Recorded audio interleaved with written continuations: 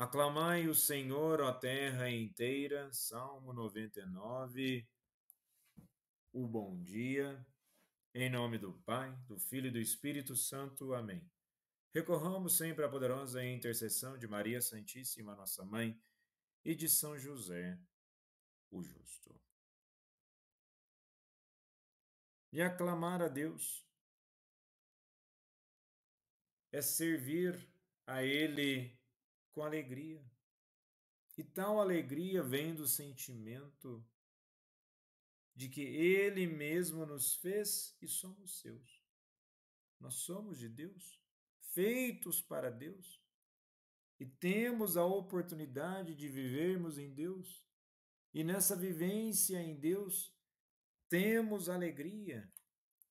Vejamos que estamos ainda numa caminhada pascal, na dinâmica do ressuscitado.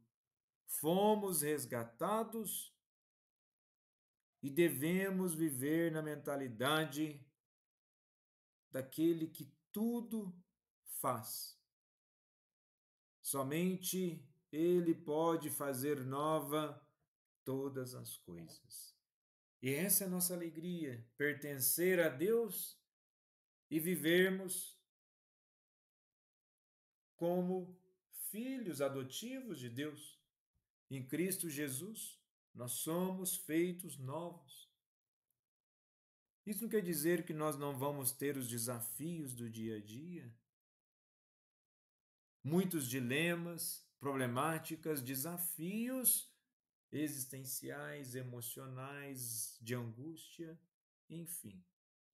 Não é só porque nós temos a nossa fé e que temos a Cristo que as coisas da vida ou do mundo elas vão se modificar de uma forma mágica. Isso não é fé e muito menos cristianismo. Na primeira leitura de hoje, em Atos, capítulo 16, dos versículos 1 ao 10, Timóteo, um grande discípulo e amigo de São Paulo, é apresentado a Paulo como filho de mãe judia, cristã, Eunice, e pai grego. Paulo decide circuncidá-lo não por necessidade salvífica, Gálatas 5, versículo 2, mas por prudência pastoral, para não escandalizar os judeus locais. São João Crisóstomo comenta que Paulo se fez judeu com os judeus para ganhar os judeus. Não no sentido de fingimento, ele não quis causar polêmica, trazer uma situação desnecessária. O gesto aqui mostra como a evangelização exige discernimento e sacrifício, adaptando-se às situações sem trair a verdade do evangelho. E vejamos como que isso que é importante em nossas vidas. Adaptar-se não quer dizer mudar de postura. Adaptar-se é ter o discernimento de como agir na situação sem trair a verdade do evangelho.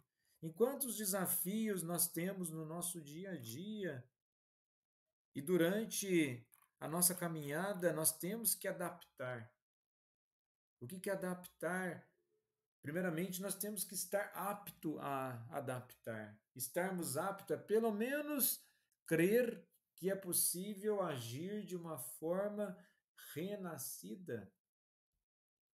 A dimensão do ressuscitado nos convoca a transcender. O que é transcender? Ir para além daquilo que se vê, daquilo que se escuta, daquilo que se vivencia. Colocar o nosso espírito, a nossa razão, numa forma mais elevada para que possamos agir de uma forma até que seja sobrenatural. Ou seja, se a natureza, se a materialidade, se todas as coisas que nos circundam exigem de nós apenas uma única resposta, com um bom discernimento, guiados pelo Espírito Santo, nós conseguiremos agir de uma forma diferente. E nesse sentido, no Evangelho de hoje, em João capítulo 15, dos versículos 18 ao 21, Jesus traz uma dimensão sobre essa questão de transcender. Ele começa assim: se o mundo vos odeia, sabei que me odiou antes a vós. Se fosseis do mundo, o mundo amaria o que era seu. Mas porque não sois do mundo, antes eu vos escolhi do mundo, por isso o mundo vos odeia. Lembrando que no Evangelho de São João, ao se referir a mundo, ele fala do mundus romano quer dizer o lugar que foi limpo. Limpo não no sentido de pureza de espírito, de caráter, de moral, mas no sentido de uma limpeza onde habitavam-se as pessoas, então aquilo é o mundo. E o que era jogado ladeira abaixo é o imundo. Nesse sentido, esse mundus, proveniente de uma visão da Pax Romana, proveniente de uma visão diferente daquele mundo que se espera em Jesus. Então, esse é o mundo. No aspecto do Evangelho, no versículo 18, como escutamos agora, temos também o termo grego cosmos, que significava ordem e beleza, mas no Evangelho de São João tem um significado ambivalente. O mundo criado por Deus, mas também o mundo que rejeita a Deus. Nós temos isso em João 13, versículo 16, e em João 1, versículo 10, aquele mundo que rejeita a Deus. Aqui, mundo representa a humanidade caída, organizada em oposição a Deus. O verbo grego misein, odiar, é usado no presente. O ódio do mundo é contínuo, não é de um episódio, ele é constante. Basta nós analisarmos as constantes guerras, violência e desastres humanos no mundo. Então, o cristão deve esperar rejeição não por ser agressivo, mas por viver valores que contrariam o espírito do mundo, a humildade, a castidade, o perdão, a verdade, a caridade, fraternidade. Isso vai além daquilo que o mundo propõe. E no versículo 19, onde Jesus fala: Eu vos escolhi do mundo. O termo em grego exelemanem, chamar para fora, o mesmo usado para descrever a eleição divina em Efésios 1, versículo 4. E essa eleição implica identidade nova e separação espiritual. Santo Agostinho comenta: o Senhor separa aqueles que ama do mundo, não os tirando fisicamente, mas espiritualmente. Vejamos bem, se o ser humano perder essa dimensão da espiritualidade, se ele perder a sua dimensão mística, nós seremos reduzidos ao nada. Devemos estar fisicamente no mundo, devemos sim sentir as coisas do mundo, mas dar uma resposta espiritualizada. E com isso ele continua: o servo não é maior que o seu senhor. Ele repete essa frase de João 13, versículo 16. Indica a relação de discipulado radical. O discípulo segue o caminho do mestre, incluindo a rejeição e a cruz.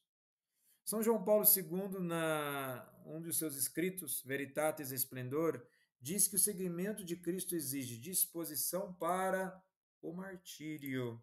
A fidelidade à verdade pode levar à cruz. Então, seguir Jesus é carregar a cruz da verdade. Não devemos nos surpreender quando sofremos zombarias, rejeição ou mesmo perseguição por causa da fé.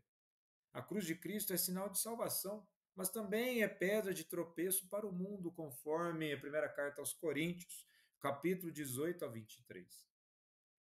Nosso testemunho se torna profético quando, com mansidão e firmeza, dizemos ao mundo: não somos vossos, fomos escolhidos por outro Senhor. Jesus, manso e humilde de coração, fazei o nosso coração semelhante ao vosso.